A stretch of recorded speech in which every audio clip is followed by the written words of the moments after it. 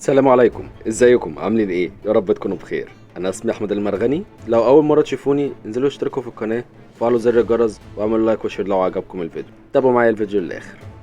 وصفه النهارده هنعمل الفراخ البانيه بطريقه سهله، والقشره الخارجيه ديت صعب ان هي تتشال من عليها. معايا حوالي نص كيلو من الفراخ البانيه. هنبدا التتبيله بتاعتنا. هجيب بوله واحط فيها بيضتين ومعلقه واحده من البصل البودره ومعلقه واحده من الثوم البودره ومعلقه واحده من البابريكا المدخنه ومعلقه واحده من الفلفل الاسمر، معلقة واحدة من الكمون، معلقة واحدة من الكزبرة الناشفة، ومعلقتين من الملح.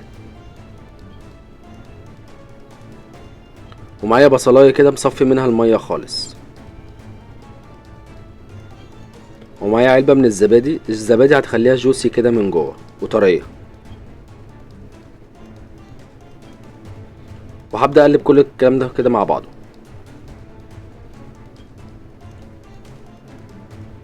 وبعد ما ضربتهم كده كويس مع بعض، هجيب دقيق وهنزل عليها الاول بمعلقتين كبار. انا هحتاج من نص كوبايه لكوبايه الا ربع من الدقيق على الخلطه ديت. هفضل اقلب فيها كده لحد ما اوصل للقوام اللي هو ولا خفيف خالص ولا تقيل قوي. وده القوام اللي انتوا شايفينه. وبالمناسبة قبل ما ادخل الفراخ في التتبيلة ديت كنت نقعها في مية وخل ودقيق وليمون. سبتها حوالي ساعتين.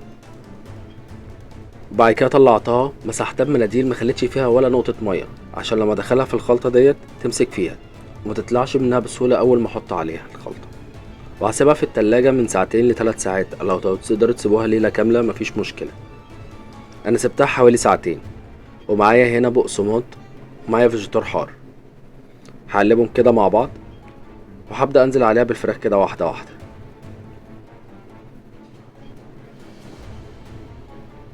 لحد ما اعمل الكمية اللي معايا كلها.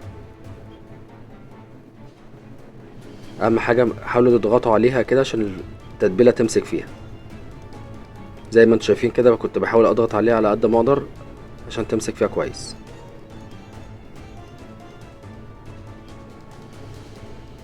بس كده عملت الكمية اللي معايا كلها.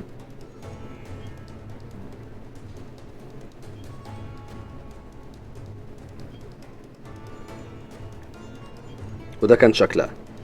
سبتها في التلاجة حوالي ساعتين 3 كمان بعد ما عملتها بالخلطة ديت. بعد كده هطلعها واكون محضر زيت غزير في حاجة غويطة، وهبدأ انزل فيها الفراخ. اهم حاجة يكون الفراخ زي ما انتوا شايفين كده كلها تحت الزيت، ما يكونش فيها حاجة بره. اللي فوق بيفضل فوق من على الوش دوت من الفراخ. التتبيلة ديت تقريبا بنسبة 80%. القشرة ديت اول ما بنطلعها من الزيت القشرة دي بتشال بسهولة.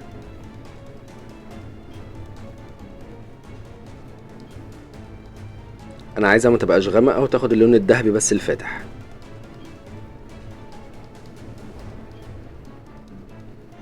بس كده هبدأ اطلع الفراخ كده من النار.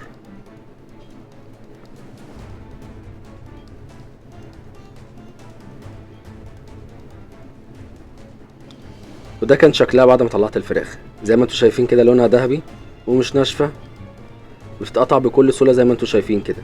والقشرة الخارجية اللي عليها ديت ماسكة فيها، ما بتتشالش بسهولة. بس كده عايزكم تجربوا الوصفة ديت وتقولوا لي رأيكم في الكومنتات. بس كده لو وصلتوا لحد هنا احب اقول لكم شكرا. ما تنسوش تشتركوا في القناة، تفعلوا زر الجرس، وتعملوا لايك وشير لو عجبكم الفيديو. اشوفكم الفيديو الجاي. سلام.